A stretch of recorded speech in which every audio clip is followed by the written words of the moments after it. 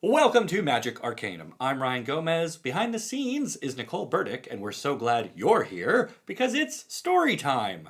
Innistrad is one of the most popular planes in all of Magic, from its rich pool of gothic horror-inspired creatures and characters to its present-day status as holding cell for one of the most fearsome entities in the multiverse.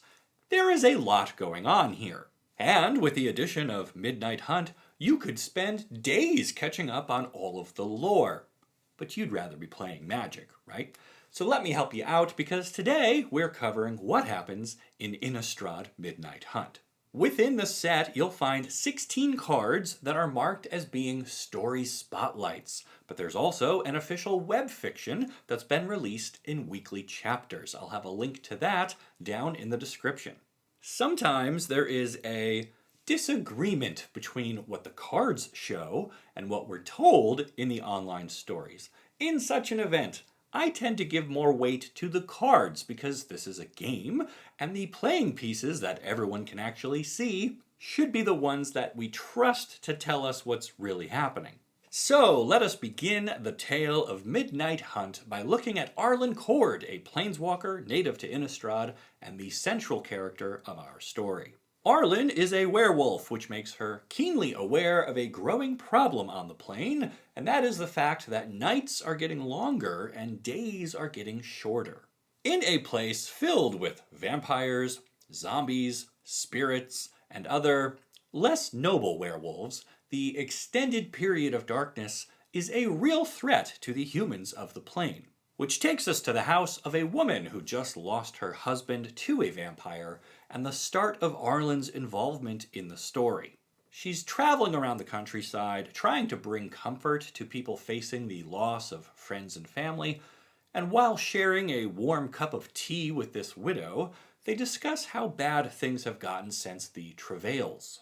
The travails seems to be shorthand for all the bad stuff that has happened recently on Innistrad, which I've covered in other videos, so go watch those if you haven't seen them already. This woman confesses to Arlinn that while she misses the days of Avacyn, there are other forms of protection available to people now, and she describes a sort of witch that seems to live in a nearby forest.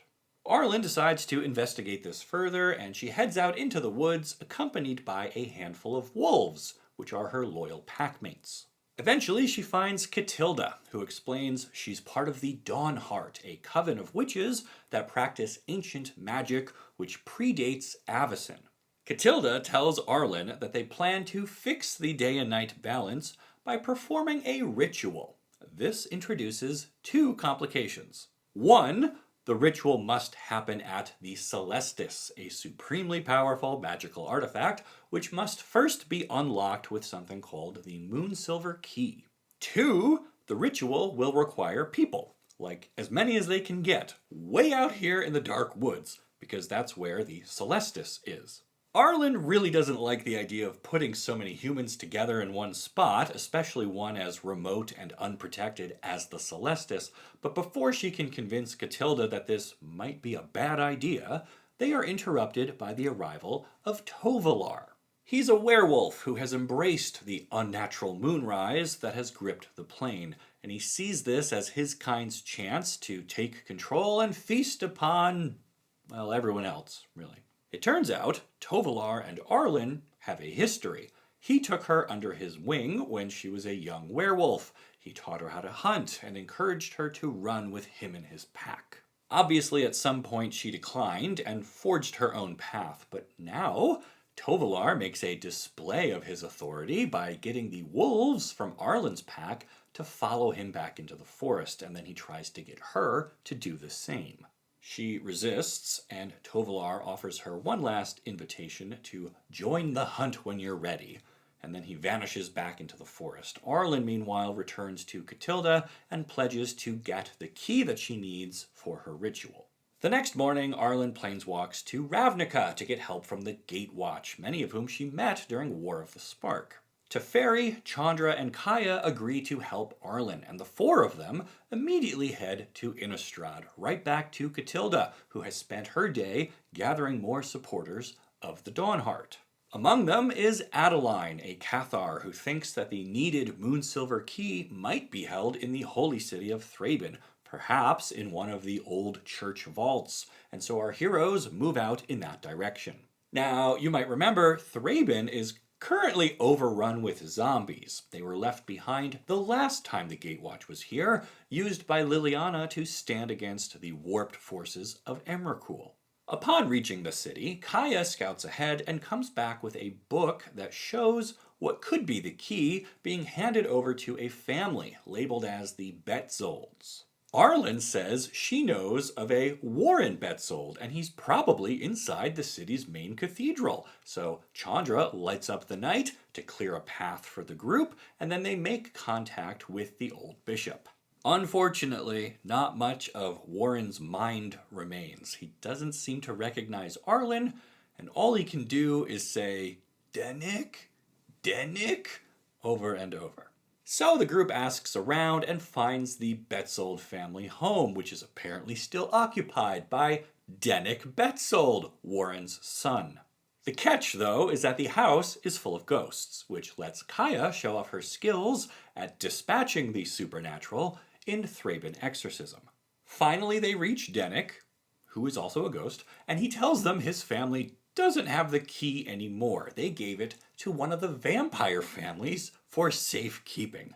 When pressed for a name, Denik replies with Markov, much to everyone's dismay. Naturally, the group heads to Markov Manor, which is still a mess from Nahiri's attack in Shadows over Innistrad. It seems Sorin has done a lot of moping around, but you know what they say, if you've got time to be a lean Gothic edgelord, you've got time to clean. Anyway, they ask Sorin for the key, and he becomes confrontational. He says he already did everything he could for this plane, and at this point, he's resigned to letting the Eternal Night happen, because that seems to be what everyone really wants.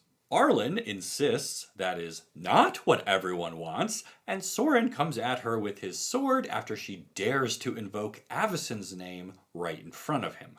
Before he can get a good hit in, though, his own sword is knocked away by Sigarda, who has flown into the scene through a convenient hole in the ceiling. Sigarda tells everyone that the key is in Sorin's personal chambers up on the 3rd floor, and she invites them to go retrieve it while she talks to Sorin about his old creation. Sorin attacks Sigarda because he's never in the mood to talk, and Arlinn tries to stay and help, but the angel tells her to leave, if only as an expression of her faith. Arlinn and the others find the key in the hands of a broken statue of Avacyn, and then they head out, eager to get back to Catilda and the rest of the Dawnhart. The story then cuts over to a scene with Olivia Voldaren, who doesn't have her own card in this set, but we have seen her before. Olivia is informed by one of her underlings that the humans are attempting to perform a ritual that will push back the night. While she's getting this news, she's wearing the face of a dead woman, like one might wear a mask at a spa. The blood helps Olivia keep her youthful glow. It's one of the more creepy and delightful parts of the whole story, really. Anyway, Olivia decides to let the humans continue with their festival for the moment, saying you shouldn't interrupt someone when they're doing your work for you. While we're left to consider that, things jump back over to Arlinn and the gang. They've arrived at the Harvesttide Festival, where thousands of humans are gathered to carve pumpkins, paint masks, drink cider, and have an all-around good time. That is until the screaming starts. Yeah, the werewolves arrive right on the heels of our heroes, and it's about to get messy. The sunset revelry is thrown into chaos as the werewolves storm the festival, which forces Teferi to take drastic action. In possibly the second best scene in the story, he tells Arlinn he's going to give her a long sunset, and then he slams his staff into the ground, sending waves of magic in every direction. That is borrowed time, which Arlinn does not want to waste. She needs to protect the humans from the attacking werewolves, while Catilda and the Dawnhart start the ritual, now that Kaya is about to deliver them the key. Arlinn seeks out Tovolar and begs him to call off the attack, to which he flatly replies, no. So they decide to resolve their differences with a lively debate, and no, I'm kidding, they fight. Arlinn does her best, but Tovolar eventually gets the upper hand and once again tells her it's not too late to join him and embrace the hunt.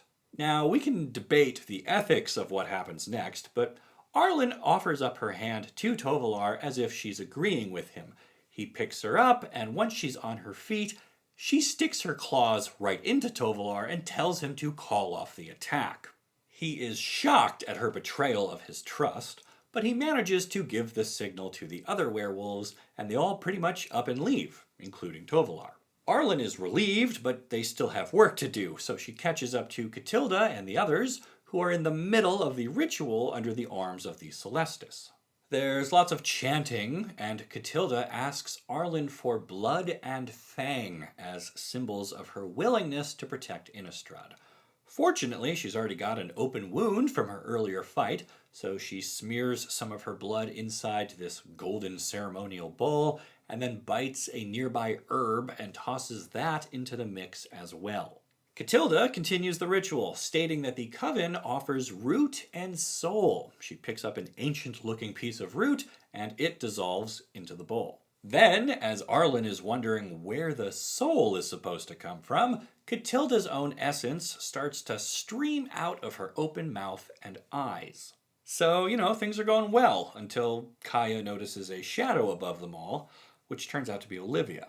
She dives at the ceremonial table, and Arlinn decides to protect the key with her own body. That forces Olivia to grab Catilda and fly back up into the air with her. Olivia then taunts the group, saying she wants the key and not this shriveled old witch.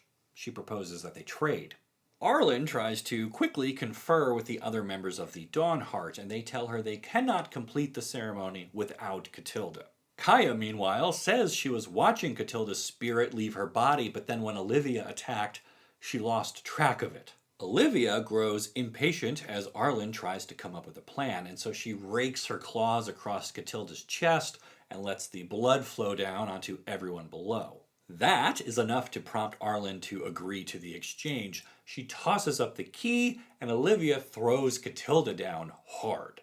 Arlinn tries to catch Catilda as she falls, but she still ends up hitting the ground with a bone-splitting crunch. Olivia flies away, taking the key with her, and the group realizes night has fallen on Innistrad, and it will now remain night from here to eternity. And that's it. That's what happens in Midnight Hunt, as told by both the Story Spotlight cards and the official web fiction.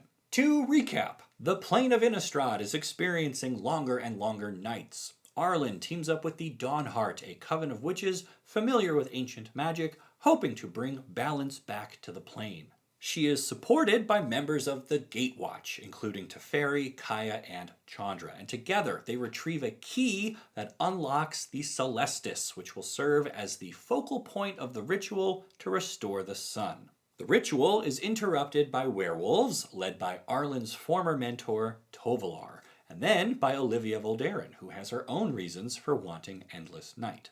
The story ends with Innistrad seemingly locked in eternal darkness, at least until things pick up again with Crimson Vow, still to come later this year. Now, normally, I'd wrap up an episode like this with a little segment we like to call Mustache Minute, but since that was my entire Shadows over Innistrad video, I still need some time to recharge. There are a few things I'd like to point out regarding the cards of Midnight Hunt, however.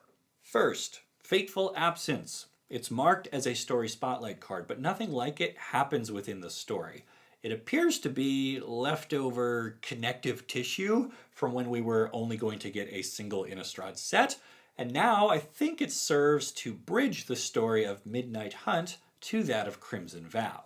Second, in the flavor text for Secrets of the Key, it tells us that they find the item in question within the Markov catacombs, but in the story itself, Sigarda very clearly says it's in Sorin's personal chambers on the 3rd floor. It's a minor thing, and I know we can all just agree to overlook it, but it would also be super easy to fix. Just edit the online story to match the card. It's not like any major action happened there. They just pick up the key and leave, which could just as easily happen in the catacombs. Third, Dire Strain Rampage is also a spotlight card that doesn't quite fit anywhere within the story. I mean, yes, werewolves are getting more aggressive across the plane, and they do eventually attack the festival, but that's in a remote area of forest. Rampage shows a city in the background, which doesn't really match the setting of anything but the Thraben scene, and that was dominated by zombies. The story itself is told using flashbacks, quite a lot actually, and this is to flesh out the relationship between Arlinn and Tovolar, but we also learn about how Arlinn grew up as a part of the church. This provides her with some internal conflict because the church is very anti-werewolf, and she had to hide that part of herself from them, while Tovolar was encouraging her to embrace it. So now she sees herself as a guardian of Innistrad, largely thanks to the morals and viewpoints explored through her time at the church, but she does still feel the pull of the wilds, which makes it hard for her to repeatedly turn down Tovolar's offer to join him. The only real reference to this we can find within the set, though, is on the special full art version of Arlinn, which shows her as a member of the church in her younger days. There's been one other big outstanding mystery since our last visit to the plane, and that is, how did Sorin get out of the wall? At the conclusion of Eldritch Moon, the planeswalker Nahiri stuck Sorin within one of the walls of Markov Manor. After that, his famously powerful sword, called the Parasite Blade, was taken from him by Olivia. Sorin's appearance in War of the Spark made it clear he had gotten out of the wall, but never explained how. And the story for Midnight Hunt doesn't really help us here either. There is that scene when our heroes visit Sorin at home, and as they walk through the manor, they note a section of wall surrounded by scratches and bite marks and dried blood. The implication is that Sorin chewed his own way out, but it stops short of actually saying that. It's also possible someone else found him and released him, but lacking any tools, maybe they had to use their own teeth or claws. Sorin also has his Parasite Blade back when fighting Arlinn and then Sigarda. The author of the story even confirmed this on Twitter, but gave no explanation for how he obtained it, saying only that he was able to scheme it back into possession. This could be further explored in Crimson Vow. I hope this is further explored in Crimson Vow, because it's been on my mind for years at this point, and I don't want it to just be hand-waved away. What do you think? Did the events of Midnight Hunt live up to your expectations? Let me know down in the comments, and then make sure you like this video and subscribe to the channel so you don't miss the great stories you'll only find here on Magic Arcanum. We'll see ya.